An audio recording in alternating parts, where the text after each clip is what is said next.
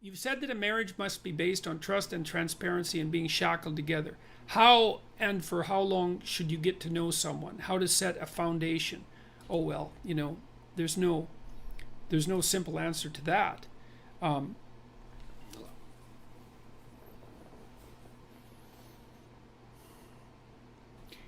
I think that you should know someone well enough so that you can so that you know if you can negotiate with them, and so that you have started to formulate a vision of your joint future that you can both look forward to with enthusiasm and confidence. So, and of course, that's going to depend to some degree on your level of maturity, but that means you've considered such things as, do you have a sufficient number of joint interests, and are you oriented in the same direction with regards to how you're going to handle your joint careers and the possibility of children, and the manner in which you're going to interact with your in-laws. And you have to start thinking about, you have to start considering your life together from the perspective of practicality and economics, I would say. So it can't just be that massive erotic attraction that's associated with love, although I think that's extraordinarily important, and you're unbelievably fortunate if you have that, and you should do everything you can to maintain it, and that takes effort, that takes real effort and will.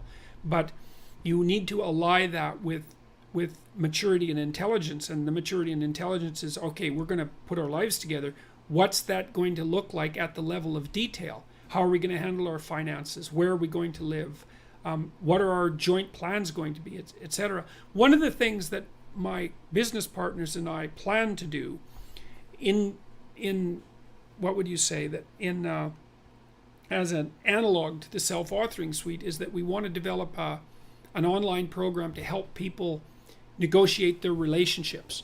And so it would actually provide an answer to this question in a more comprehensive manner, is that imagine that if you want to set up a household with someone, then there's a lot of things that you need to get straight, and you either do that by bringing your unconscious assumptions to bear on the situation and perhaps clashing where they don't match, or you sit down like a conscious and aware and articulate couple and start to negotiate what your joint responsibilities are going to be. And so that would be, well, who's responsible for the meals and when, and what are you going to eat, and who's going to get groceries, and who's going to pay the bills, and who's going to do which part of what household chores there are to do, and how is that going to be laid out fair. And so you should get to know the person that you're with well enough so that you can start discussing the real practical issues of life and determine whether or not you're capable of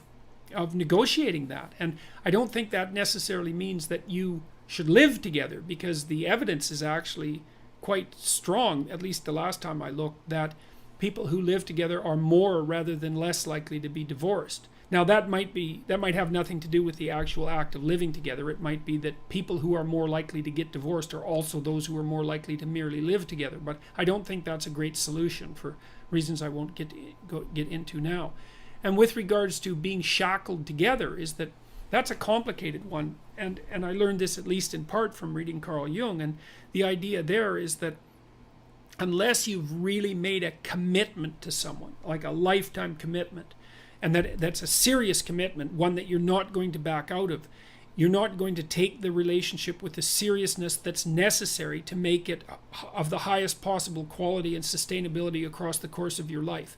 And it's really important that it is of that high quality and sustainability, because the relationship, especially when it starts to produce children, is a machine, let's say, a machine that you jointly operate, that adds immensely to the quality of your life and the depth of your life. I mean, you have the rope and strand of your life, and your partner has the strands and the rope of his or her life, and then those are tied together to make a stronger rope, and then that unites you across time, and then you undertake massive adventures together. And some of that is the establishment of a household, and the establishment of joint careers, and the maintenance of each other's mental and physical health, and the maintenance of a high quality sexual life, and all of that. Very, very challenging to do all of that.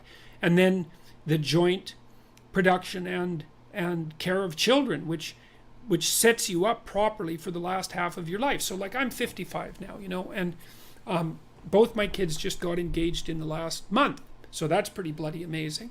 And they're both setting up households, and they're stepping into adulthood, and I'm fortunate enough to have them in the city that I live in. So hooray for me. That's so bloody fortunate that I can hardly believe it. I mean, we've helped them out and tried to make it, what would you say, to make the possibility of their living here be something that's viable. But I'm absolutely thrilled that they're going to be around, and I'm looking forward immensely to having grandchildren. And like, what else are you going to do when you're 55? And you're going to be 55. I might have 40 more years. Like, what am I going to do with those years? Well, so I have a good marriage, thank God for that, and that's partly due to the outstanding moral quality of my wife, who I'm also extraordinarily attracted to. And we've built a life together, and we've had kids together, and we're happy with our kids. And we've had plenty of struggle with our kids, because one of our children, my daughter, had serious health problems, which she seems to have managed to resolve, partly as a consequence of her own brilliance. But we've set ourselves up now so that our children are respectable and mature young adults, so thank God for that. And they've got partners who we both really like, and they're going to have children, and well, hooray, that means that this next part of my life is going to be something that I can advance into with a fair bit of hope and excitement. And the idea of having little kids around again is thrilling, because I really like little kids. They're really fun. And so the shackled together is more like it's such a, I may have even said that, but it's such a cynical way of looking at it. It's more like what you've produced is an unbreakable bond between two beings, and that makes both of them better in every way if it's a relationship that's based on trust and genuine communication. It's a very difficult thing to attain, because you have to be willing to tell the truth, and the truth is generally a horrible thing. I mean, it's easy to tell truth when everyone wants to hear what you have to say, but it's very difficult to tell the truth when no one wants to hear it, least of all yourself. And so marriage gets a very bad rap in our culture, and so does child rearing. And I think that's absolute catastrophe, because really, being in a long-term relationship, a marriage, let's say, and having children, that's 2/3 of your life. Even if you're a highly career-oriented person, that's 2/3 of your life. And I'm a highly career-oriented person, and my family has been unbelievably important to me, and has also been something that's enabled me to be very effective in my career, because my house has been a sanctuary for me, and thank God for that, especially many times in my life, but especially over the last year. So you should get to know someone long enough to know that you two can tell the truth with each other, communicate, and negotiate, because the most important part of a relationship is the fact that you can tell each other the truth and negotiate.